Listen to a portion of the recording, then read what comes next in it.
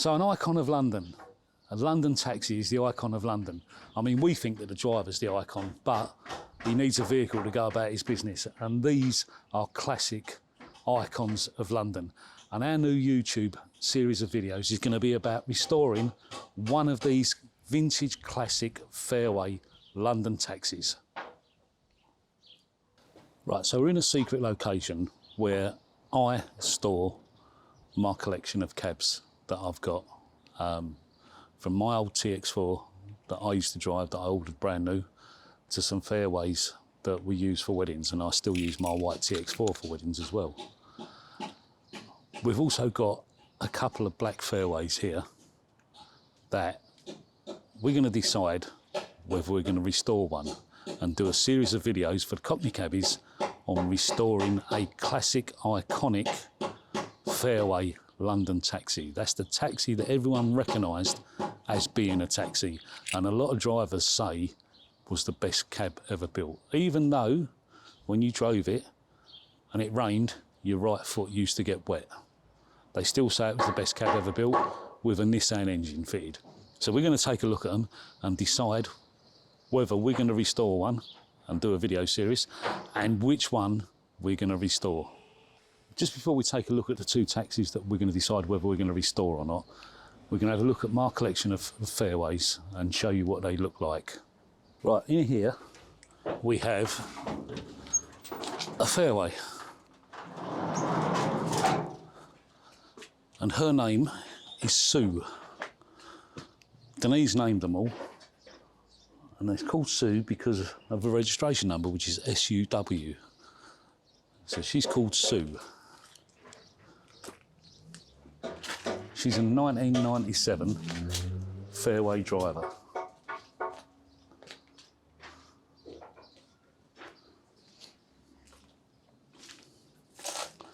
I've got to do a bit of work on her tomorrow because her exhaust has got a little bit of a problem where it's got that Euro 3 emission system fitted on it, and it hangs rather low, and it got caught on a speed ramp.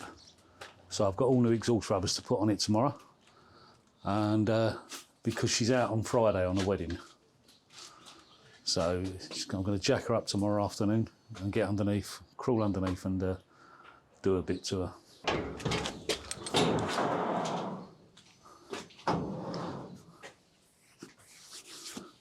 So this is Amy.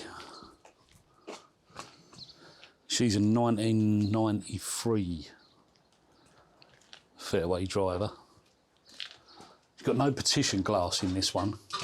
The previous owner took the partition out because I bought this one as it is. And she's got leather, cream leather interior in there. I've had this one about 7 or 8 years. I've had the other one, Sue, about 7 or 8 years. And then in here, we have another one. This one's called Kiwi.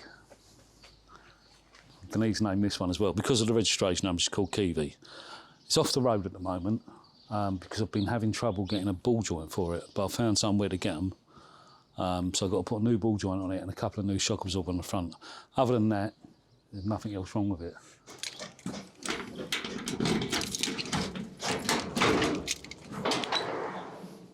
Now I remember this one. I remember seeing this. My baby. This is your pride and joy, wasn't it? This is my baby. This was the first TX4 ever ordered. Yeah, this was ordered before they even knew it was going to be a TX4. Right, so they was producing the TX2, and I went to buy another white TX2, and they'd stopped production of them. So I said, well, I'll order the new cab then. And they said, we don't know what it's going to be called yet. I said, well, that's irrelevant, really. So they said, well, I said, just put on the order form, new cab, gold model. They said, well, we don't know whether it's going to be bronze, silver and gold anymore. I said, we'll just put new cab, top of the range. And they said, we don't know what the price is going to be. I said, well, with respect, I said, it doesn't really matter. I said, because I want to buy a cab. You're the only people that sell cabs. So it doesn't matter whether it's £34,000 or whether it's £60,000, you're the only people that are going to sell me a cab. So I signed a blank order form when I bought this, and all it said on it was new cab, top of the range. No prices, no nothing. What year was that? That was in the early August 2006 I ordered this, and I picked it up on the 26th of January 2007. So this is one owner from new, and the mileage on it, it's done 123,000 miles. So nothing really. It's done nothing at all, no. Absolutely nothing at all. And the only thing wrong with it is the windscreen, which cracked there, and it's just gradually got worse, that I've got to get it done. Other than that, everything works on it.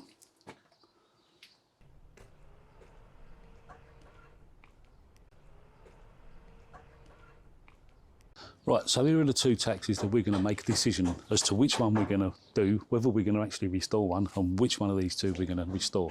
And we bought ourselves a book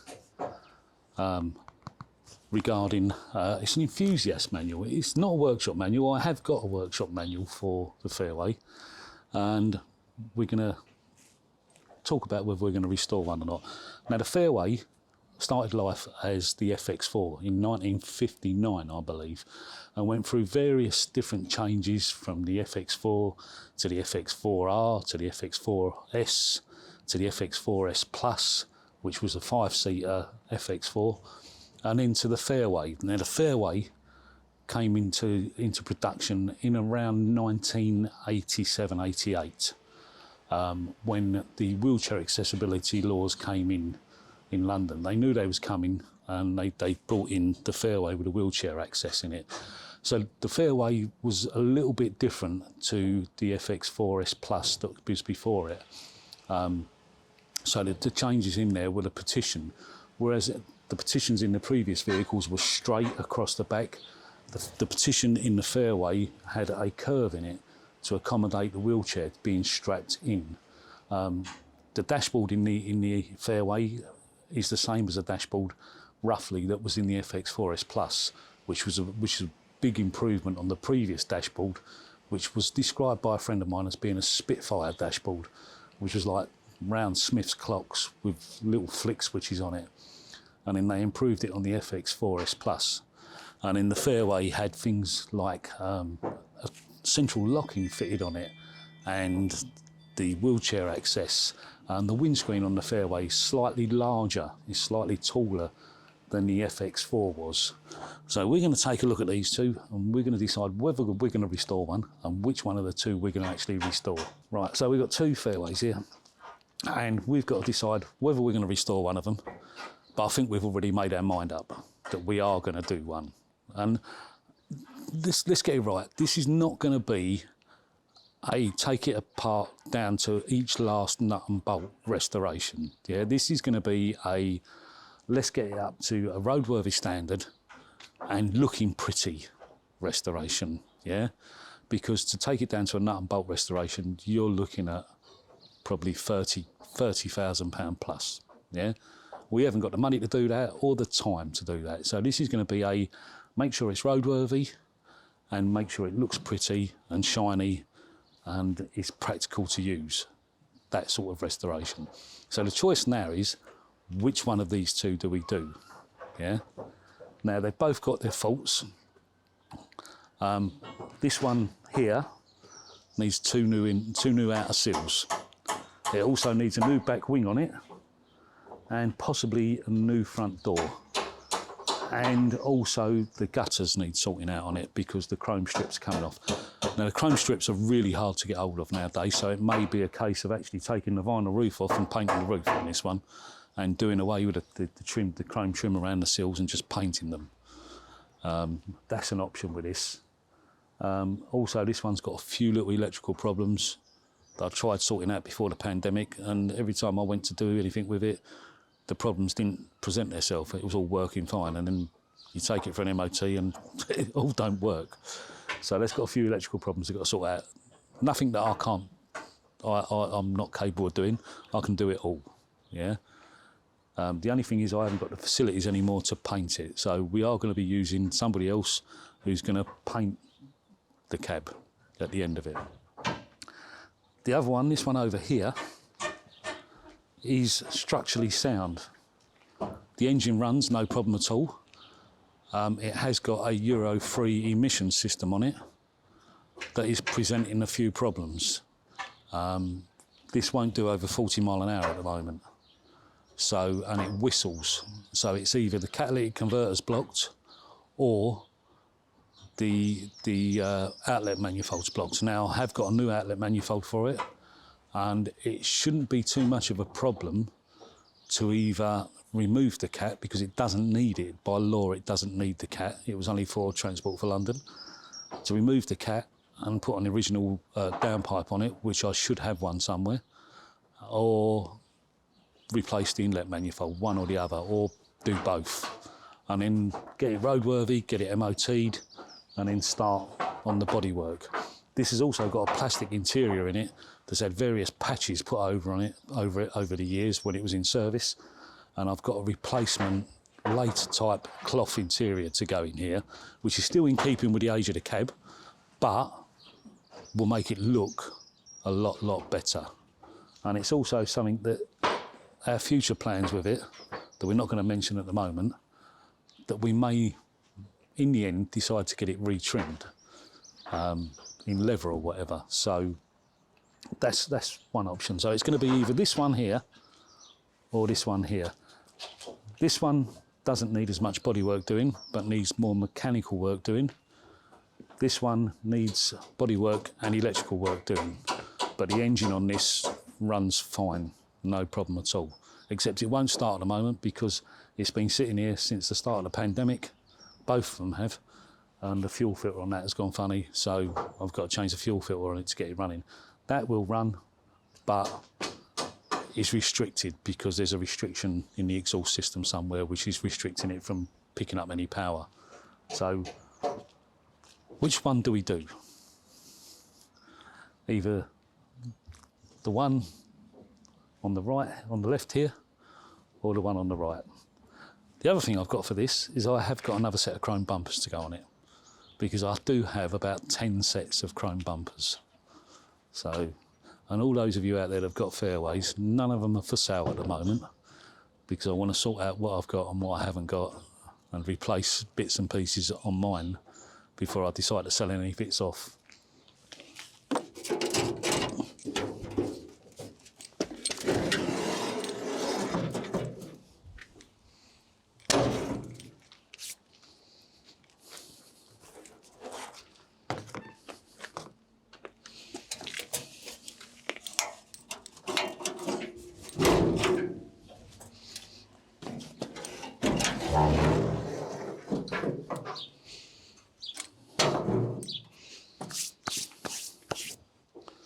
So what are we looking at, Joan? Excuse me.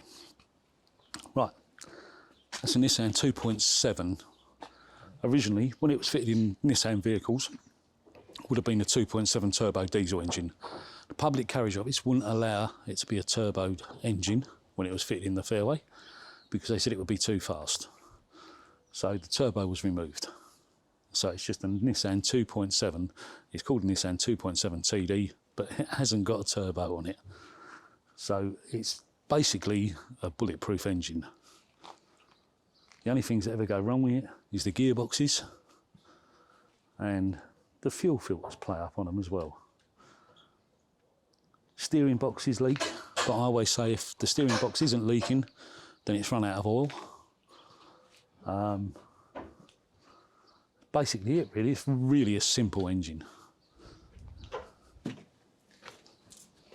If you speak to any cab driver, they always say this was the best engine, don't they? Yeah, they always say that the Nissan was the best engine in a cab, ever fitted in a cab. And when it first came out, it was a lot quieter than the previous Land Rover engine that was fitted in the FX4 S Plus. I or remember road driving frontage. a 2.2 when I passed that, right, and it was horrendous. Well, 2.2 wouldn't pull the skin off a rice pudding, would It it? was hilarious. It was hilarious. I remember I had a 2.2 loan vehicle once, and I was going over London Bridge. From London Bridge Station, they wanted to go to London Zoo, and it struggled to get up the slope of London Bridge with 4 people in it. And so, is this the same engine in this one? Yeah, basically exactly the same, but it's got a different emission system fitted on it. As you can see, it's got some sort of recirculation thing that goes down and into a catalytic converter. Most of it on this one has been removed.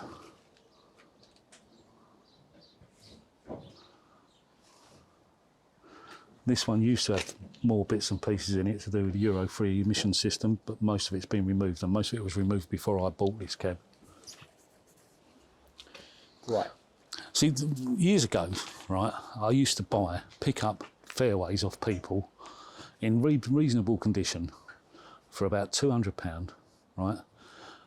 Give them a polish up, give them a clean up, maybe change the interior bits, you know, where the seats were ripped, and use them for weddings. And then when they got rusty, throw them away and get another one, yeah?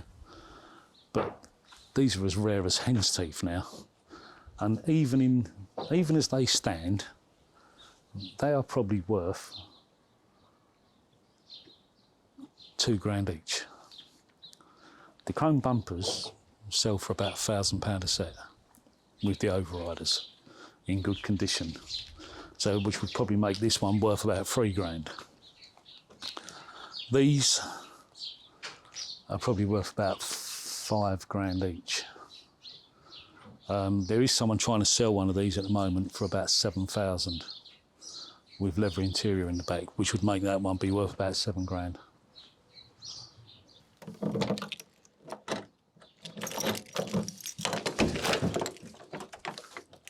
Right, I can't open the back door on that, so I've just locked it, and the central locking it don't unlock. But what we can do, Classic, look at that. Used to push it down.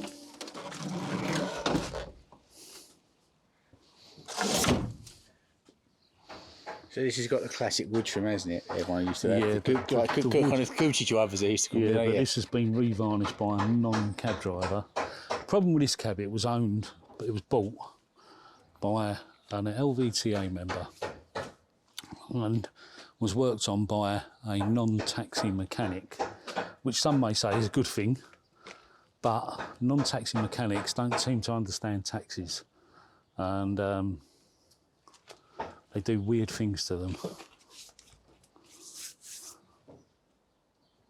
Suicide doors, which they did away with on the TX, and they've brought back again on the TXE, the electric cab. And you can tell this hasn't been open for a while because it's gone a bit stiff. So it all needs greasing up a little bit.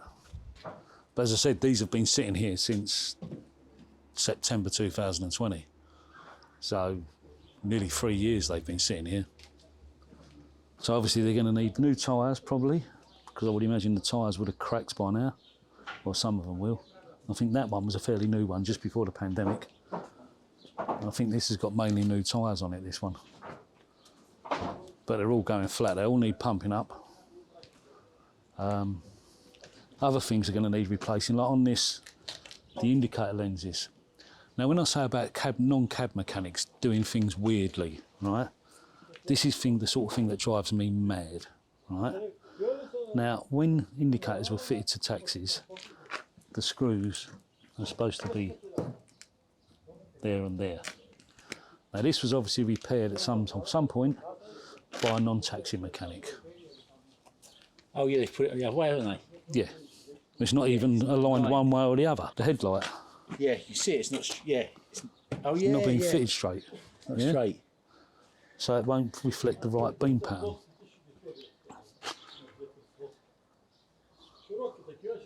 Although it's past the MOT because the beam was at the right level and not going in the wrong direction. Also, this one's got the bonnet liner missing.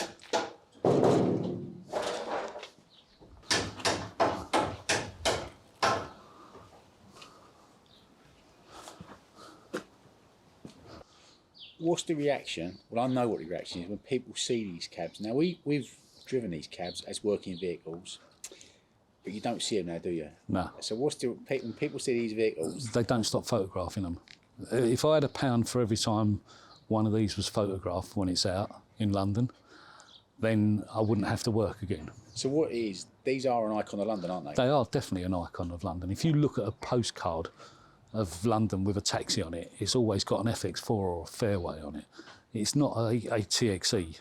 It's quite funny that when I go around doing tours, you know, I park my TX4 on different places, and a TXE will pull up behind me, and the guests that get out of that cab and walk around in front of my TX4, and they'll take photographs of themselves in front of the TX4, not in front of the electric cab, because they don't recognise it as being an icon of London at the moment. But what's funny there, though, is when the TX4s come out, no one really liked them, but they have become an icon. The TX4 Same as the TXE will become become an icon of London, but I still think that the Fairway is the icon of London. Yeah. Mind you, my argument always has been, it's not just the cab. It's the driver. It's the driver. The driver's the icon. The cab just is the vehicle that he uses to go about his business. It's the driver that learns the streets of London, not the cab. Yeah, the cab might look good in a picture, but without the driver, it's nothing. Right, so we said we was going to decide whether we was going to restore one of these, and we've decided we are going to do it. But the question is, which one of these two are we going to restore? So which one of these two should we do? Should it be this one, or should it be this one? Let us know what you think, which one you think it should be in the comments below. And if you're a driver and you used to drive one of these classic Fairways around the mean streets of London, let us know your experiences. Leave a comment with your experiences of driving one of these around London. We're not going to tell you which one we're going to decide. We're going to wait to see your comments, and we're going to let you know in our next video. So make sure you like, subscribe and hit the bell notification so you don't miss any of these videos, because we think they're going to be great.